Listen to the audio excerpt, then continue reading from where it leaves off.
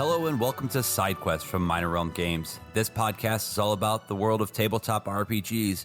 I'm Alex, and this is Bill. Today we're going to continue our discussion on hosting gaming sessions, focusing today on Session Zero. Hey, Bill. Hey, Alex. Good to be back for part 2 of Session Zero. I'm really excited about everything we have going on here at Minor Realm Games. Go ahead and give us a follow on Twitter at Minor Realm Games for live updates. When you're listening to this episode, we're probably right on the precipice of Gen Con weekend. You can head over to our Twitch channel, twitch.tv/Minor Realm Games. I'll be on Twitch virtually all day in the afternoon from, I think, 12 to 2 or 3 p.m. Eastern Daylight Time, and doing Gen Con associated seminar sessions. And then in the evening, our first night official premiere of Artifice AG, a space campaign, our Starfinder series, premiering at 7 p.m. On Saturday, August 1st. So over Gen Con weekend, really excited about that. Wanted to thank you all again immensely for your support regarding Clock Strike Zero. We wrapped up Clock Strike Zero on Sunday, the 26th, and our Kickstarter series featuring the actual modular content, as well as a bunch of cool other sort of merchandise and surprises we have in store for you, launches in just a few weeks here on August 9th, alongside our .com website, minorrealmgames.com. So lots of cool stuff coming up. Please give us a follow. Check us out on social media at Minor Realm Games, virtually everywhere. Wanted to make sure that I thanked you guys and let you know that just because CSZ has come to a conclusion does not mean that we don't have plenty of other live gaming and seminar content for you. Of course, Alex and I slaving away, leveling up, gathering XP, doing all these side quests. So stay tuned, and we'll continue proudly putting out more content for you. So with that, let's get into today's session. All right, Bill. So this is a personal thought that I have about you and your level of expertise, that session prep and Session Zero is just one of your bread and butter things. And I know that most of our listeners are going to know what a Session Zero is. But if anybody stumbled upon us and is new to the world of tabletop RPGs, give me the lowdown of what a Session Zero is. Session Zero, succinctly, is setting yourself up for success before diving headfirst into your campaign story arc. It's to set great expectations around what this campaign might look like, the environment, some of the plot hooks, getting the characters associated, getting familiarity between your players established around the table. Session Zero, to me, is a soft launch into your campaign endeavor where folks get to communicate more freely without risking game experience or a sense of immersion or role playing.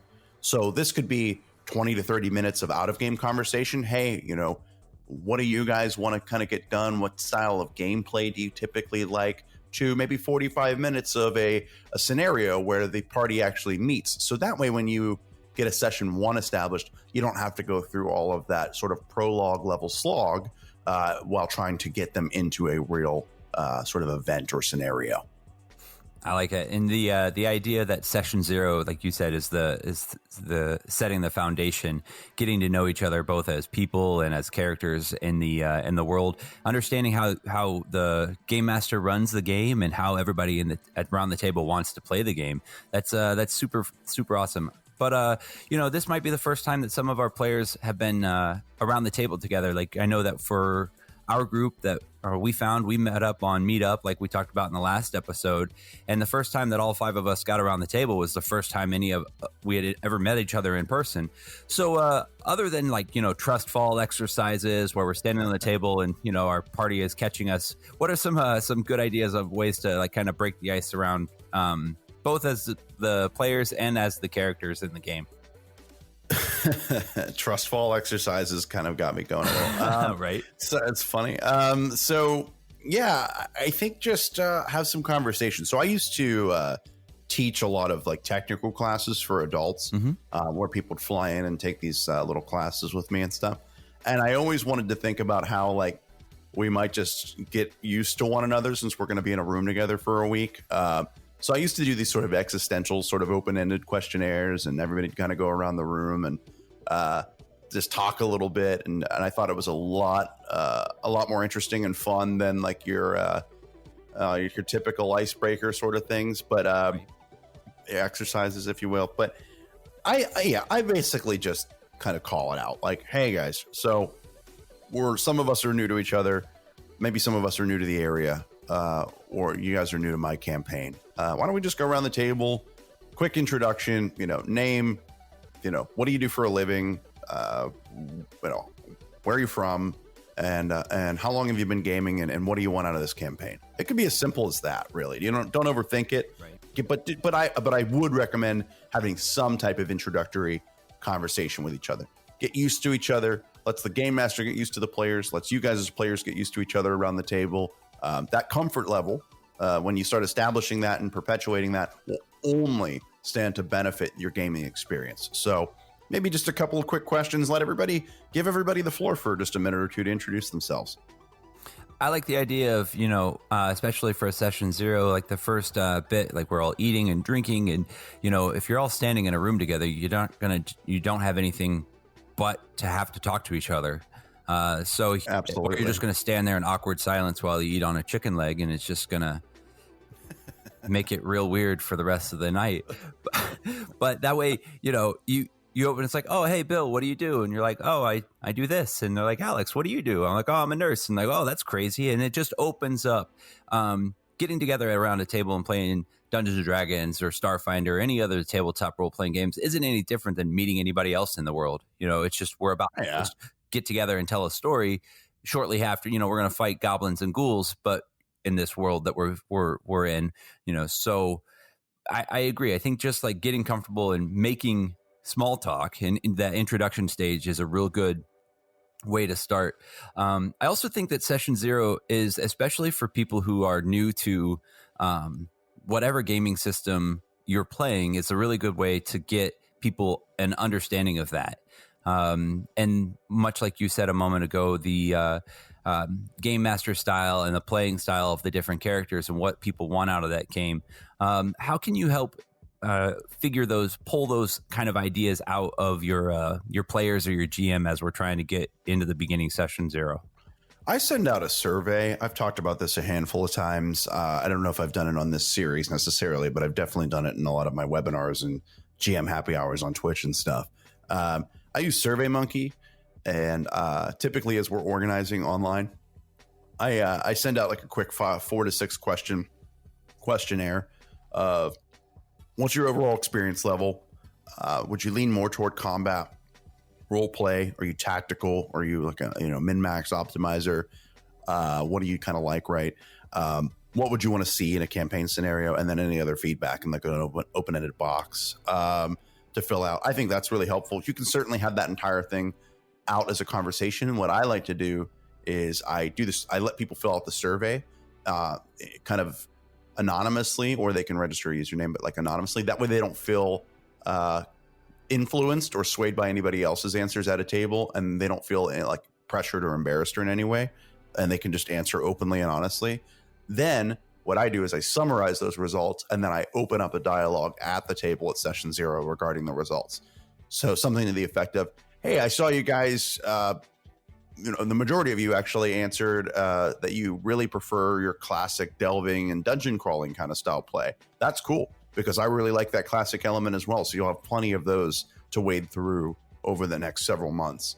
That sort of thing. That then kind of lights everybody up a little bit.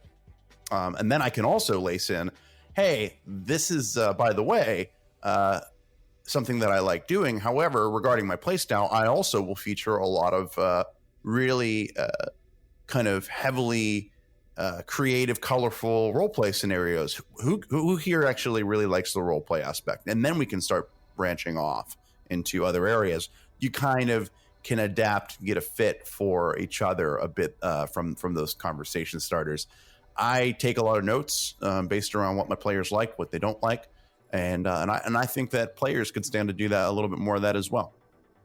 I totally agree. I got to tell you, I am I'm a note taker in my heart, but when it goes for like I want to take notes, but I'm really bad at it, and I have never been able to really get into the habit of writing things down and then going back and reorganizing my thoughts. And it's so bad, but I really do appreciate the idea of opening up that dialogue and figuring out what the GM, what your style would be and what your other players' styles. And I like your SurveyMonkey aspect too, where you let people do things anonymously, and then go over those results there at the table. Because what I think sitting at my computer by myself is one thing, but then I get inspiration and spurred on by other people's answers.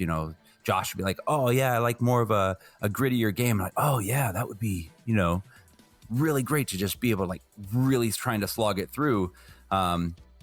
So I think that is really does open up the idea of the collaborative storytelling that you're trying to build that team of. Yeah, and just simply put, I mean, you don't want to run a game if you have 4 to 6 people that all sort of, or at least the majority, wants a certain element or aspect of that game. You as a game master want to try to avoid running in the opposite direction, right?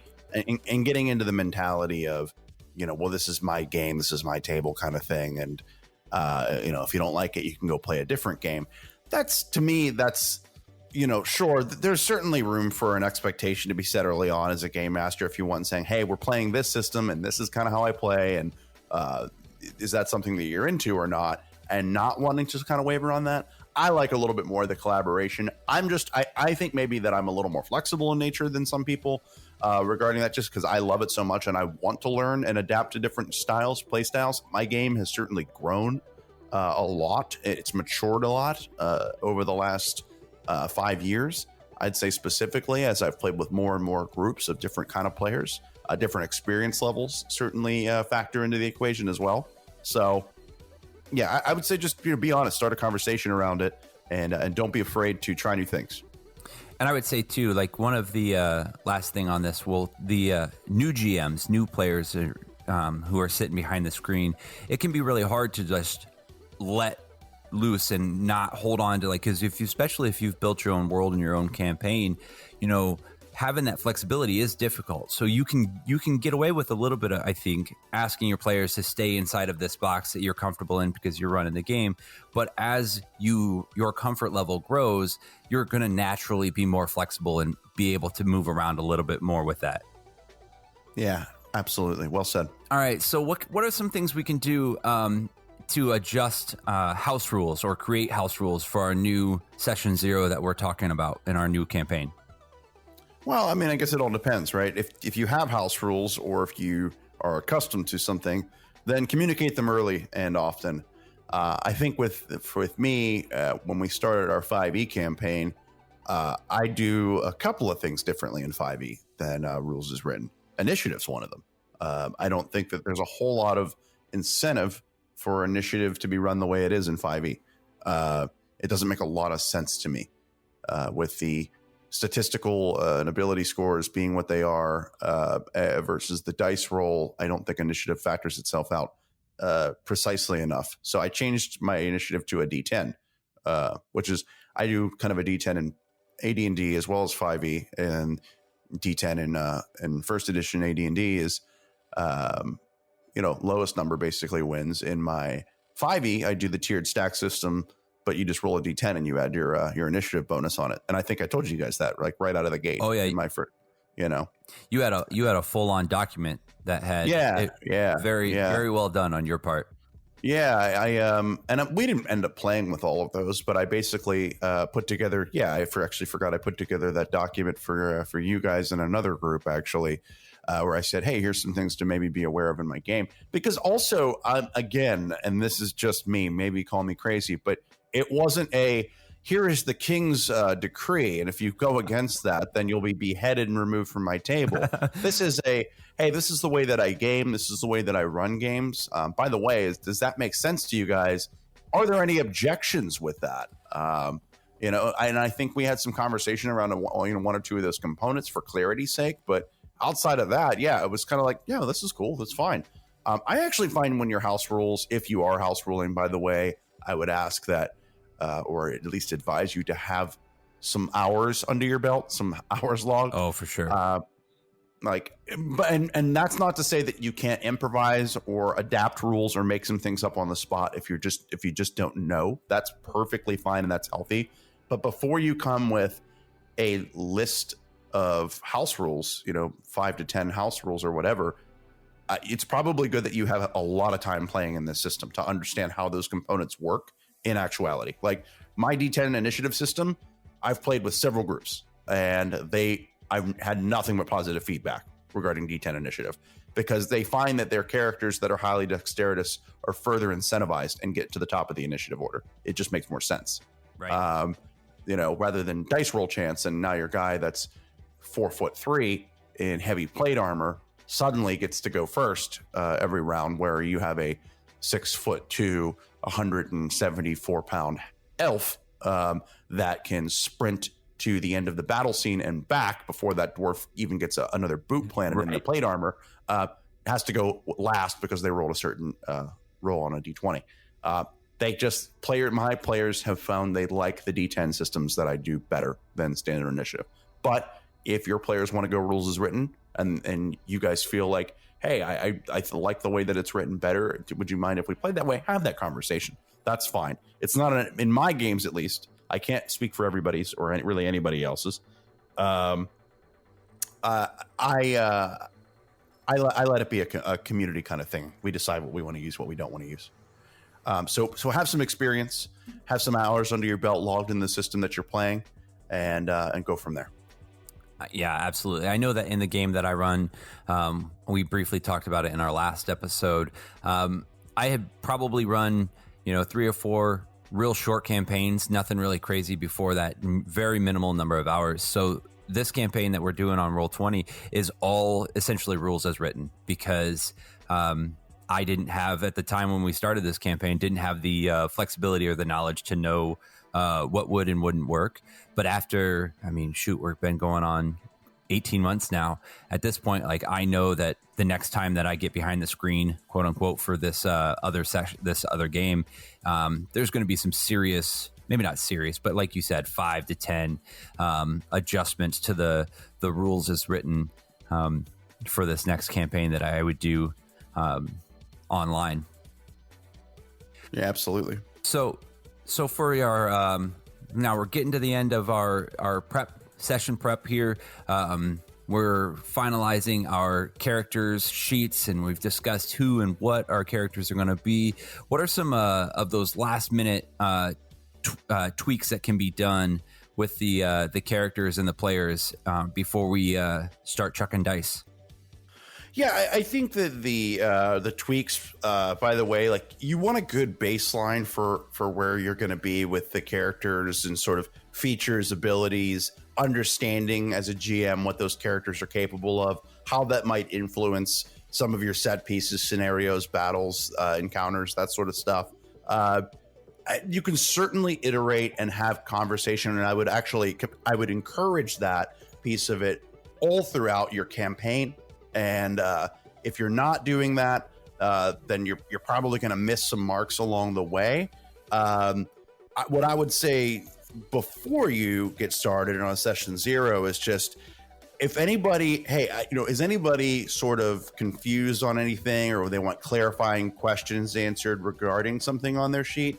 And as a GM, I want to make sure that I give you guys a really good background or basis, at least a paragraph or two, for where you might begin or how your characters might have met, so it gets the players more comfortable in establishing their introductions. So there's a lot there from a feature and statistic point of kind of making sure everybody can do what they want to do, and that, hey, how would you rule this? Or hey, I'm not sure how to use this. This is the first time I've played a so-and-so, whatever role or archetype or class that might be in your respective system. Right. But also, what is my character? How would my character feel about where we're starting, and how do they feel about the people around them? Those are questions that you might want to get out of the way before you start chucking dice. So what do you think about, this is something that I have not done in my own time as a GM, but like, what do you think about the idea of players building their characters completely blindly? So it could legitimately be like, quote unquote, you all meet in a tavern and you don't know what the party composition is going to be. Yeah, we've done this. My other groups and I really tend to like that. Because I don't know, I found myself so many times over the years saying, like, please don't worry about what so-and-so else is playing. Right. Or like, don't worry about what the party needs. Like, like, we don't really need the tank healer kind of thing. Like, it's okay. Some systems, like, they really call for that. And I get you want balance. Sometimes not knowing the personality and the background types, or even the class and the composition, is an interesting component that can a lot of fun and intrigue can be derived from in the game. So I've done it. It works both ways. Sometimes when clear expectations are set around what everybody's doing, what everybody's like, what a little bit about their background, and what the classes are, what the composition is going to be, what the balance looks like, sometimes that really does set you up to like take off and run with initial sessions. Other times, like the introductory stuff can end up being a lot of fun, and it really depends on your group, what they want. I would also say it really factors into who are your strong role players, how many of those players exist in your campaign, because you really do need, I think you need good, you need vibrant, colorful role play for introductory scenes to be fun and to make people feel at home with the game. Otherwise, it's kind of like, somebody's like, yep, I'm a half orc barbarian. I smash people's heads when I get angry. And then the next person's like, allow me to tell you a tale at the very beginning. So like, and they have 14 paragraphs that they're going to read you through. Like, right. It gets a little quirky. So I'd say the blind stuff works if you're really comfortable with the players at the table. So I'm just going to give you an inside look. So whenever it comes around that we're gonna run our campaign, and I'm gonna run the next one in our world together. That's how you guys are going to be. You guys will be making blind characters and legitimately meeting in a tavern. So very exciting. Put that in your pocket and hold on to it for a while. So we spent the last couple of hours sitting around the table, eating, drinking, talking about Dungeons and Dragons or Starfinder or AD&D, et cetera, whatever system we're going to be playing in. So it's been great to talk about it, but why don't we just sit around and start chucking some dice now? Sorry, but that was only. I was going to say it would not be an episode with you and I. I've almost lost my voice like 3 times in the last 2 episodes, so it's right. I got the choke, in the wrong corner. So sorry. So we're starting to chuck. Why don't we sit around and now we can start moving into actually playing this game? How do you go about like transitioning people from their conversations about what the world is and how this is to getting into like now let's start playing? Yeah. So I actually I'm pretty just open and clear about when it's going to be game time. So, and this goes for not even just session 0. This goes for the entire way through your campaign of how do you cut off this is what happened at work today. And, oh yeah, I saw that movie last weekend and I thought it was crap too. Stuff right. To we're in game and we're back in our characters mode. I typically say, cool guys. All right, we're going to go ahead and get started. And then I will say, all right, so last time, or you are set in this particular environment. And that's kind of gets the ears perked for game time. I change my tone, my delivery, and I just kind of set a clear, definitive line of like, all right, guys, let's go ahead and get into the game. And then I immediately start narrating. Awesome. So you and I, our friend Josh is, talking about us getting around the table. Josh is going to be putting together a new campaign for us to sit around our table. And much like when we talked about, I think in our first episode, when we talked about characters, you had said that an evocation wizard is kind of like the type of character that you'd most like to both be in real life and really looking forward to playing. So, and myself, I have talked about Tortle barbarians, and we're playing 5th edition. So I'm pretty pumped up that you and I are going to have this opportunity to sit around as players, as individual players together, rather than you as the GM. How pumped up are you about this next session 0 that we're going to have in our own little world? I am stoked. While personally I have said that I'm kind of hanging it up on D&D 5e for a while, I'll always play because it's just it is a fun game to play. I don't necessarily want to write and GM for it for a while, other than some modular content that's coming out this fall, but that'll be probably it for 5e for me for a little while. But to play in any capacity to me is a real treat. It's a real joy because I just don't get to do a lot of it, if any of it at all anymore. So I think you and I's characters are going to have some fun. I really want I'm going to force the hand of some like companionship and playing off each other's personality traits. Can't wait. In game. I've always wanted to be an Evo wizard. I've never been an Evo wizard. It's definitely what I see myself as a PC, and how the extension of myself will translate and transpose itself into the character. I'm excited to see how that evolves. So, and I look forward to helping our new GM with his campaign. And helping him. I think it's great when you have GMs in there in your game that know how to step aside and let you game master, but also can give you little helpful hints and nudge the party along the way, giving you that sort of assist that you might need. I can help folks with that and just say, hey, guys, maybe we should do this, or to the GM, hey, this is how I typically rule it if they get snagged on something, to let them keep telling their story and facilitating great game experiences. Absolutely. And much like you were saying, being pumped about the evocation wizard, like I've never played a barbarian. I absolutely love turtles and tortoise. And I describe myself right before we started recording as your friendly neighborhood knuckle dragger. Like I cannot wait to just play this character to the hilt. It's going to be such a blast. Well, hey, yeah. Go ahead. Sorry. I was just going to say, I look forward to telling our listeners about this campaign after we get it kicked off here. Do we have a first date for that? I think it was the 5th of August. Awesome. It was real soft though that we put that out, but I think I'm really looking forward to it. It's going to be a blast. Awesome. Well, Bill, that's another episode in the books, and I just want to say this is so much fun doing this recording. I absolutely love it. Ladies and gentlemen, bugbears and bullets, thank you for listening to SideQuest from Minor Realm Games. We hope you had as much fun as we have while we've been recording this. Yeah, I always have so much fun doing this. We are cruising through episodes at this point. You can find these drop every single Thursday on YouTube and Spotify. Watch us live game on twitch.tv/Minor Realm Games. Follow us on Twitter for all of our updates at Minor Realm Games. Everywhere.